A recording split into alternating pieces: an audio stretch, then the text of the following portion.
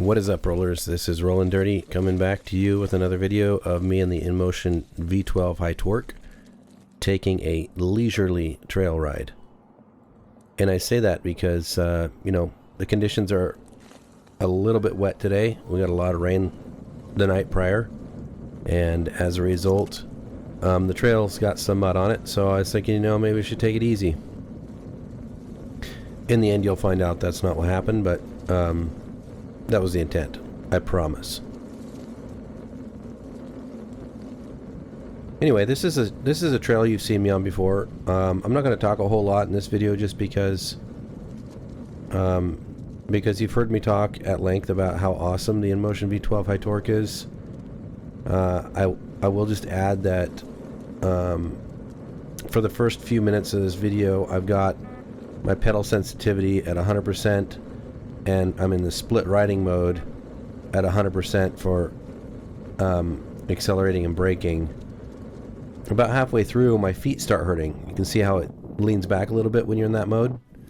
My feet start hurting, and so I moved to a 75% accelerating split riding mode with 100% braking, and it was a lot more comfortable after that. Another option I've considered is putting it back to 100% and then adjusting the tilt angle from 0 to like +1.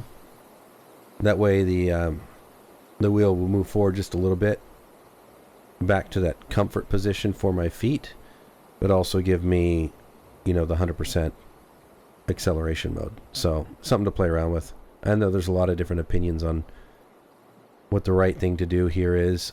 Inmotion happens to create what is in economics referred to as the problem of choice. And that's simply, you know, when you've got a lot of options, it's hard to make a decision. And with the Inmotion firmware and the menu options on this cool LCD screen they've got, you can do a lot more than you can do on other wheels. Like my Bigode has got a, I don't remember what it's hard, medium, or soft, or just hard or soft. Either way, it's just very, almost binary, very simplistic selection. So you can't do a whole lot more about the riding mode because you just don't have the feature set for it. But this V12 has a split riding mode that allows you to change the way the wheel behaves and responds for acceleration and braking. Kind of cool. But it does leave you fiddling with the options a little bit until you figure out what you like the most.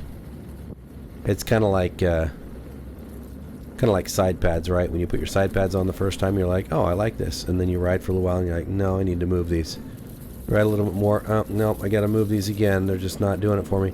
And then you finally find that one spot that works great for you, and you're like, maybe I should trace these things with a marker so I know how to put them on next time.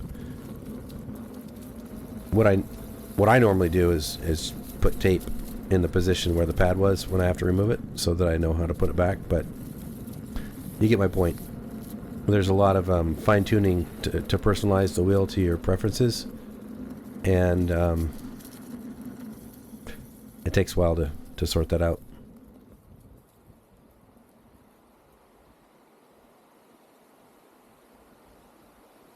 Anyway, I brought the V12 today because I was planning to take the Sherman out later this same evening to the Seattle night ride, but it was just a little on the cold side for me, and I had a feeling that there wouldn't be as much attendance simply because of the temperatures, and it was pretty. There was a pretty mild attendance based on what I saw in the feedback afterwards, but otherwise I would have brought Sherman for this. But you've seen me ride the Sherman on this trail several times, and my last video I think was of the Sherman on this trail, so it's good to switch it up. I bring the camera every time now simply because it gives me content, number one, and number two, I do it because there's a lot of unpredictable things that can happen while riding. And you'll see coming up here, I have a little situation with a dog off the leash. It doesn't result in anybody getting hurt, but it's always a little disconcerting. I know most dogs aren't going to bite me, but I worry about them, you know, running right in front of the wheel. And me running into them and hurting me and hurting the wheel and making the owner of the dog unhappy because, you know, it's a situation nobody wants to be in. Alright, I'm going to stop talking for now, but I wanted to just add that if you're interested in making a purchase for an electric vehicle of any kind, or unicycle, feel free to use the affiliate link in the description box below. It doesn't increase your price at all, but it does benefit the channel. Also, if you have any comments or questions, please leave those in the comment section. I do review them, and I do answer, I do respond. So I appreciate you taking the time to do that if that's your inclination. I appreciate you taking the time to watch the video. We'll catch you next time. Enjoy the footage.